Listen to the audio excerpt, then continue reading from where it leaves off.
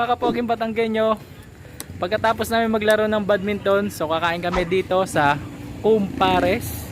Ayan, medyo hindi po nakita. Ayan ang aking kasama, si CJ. Hi CJ.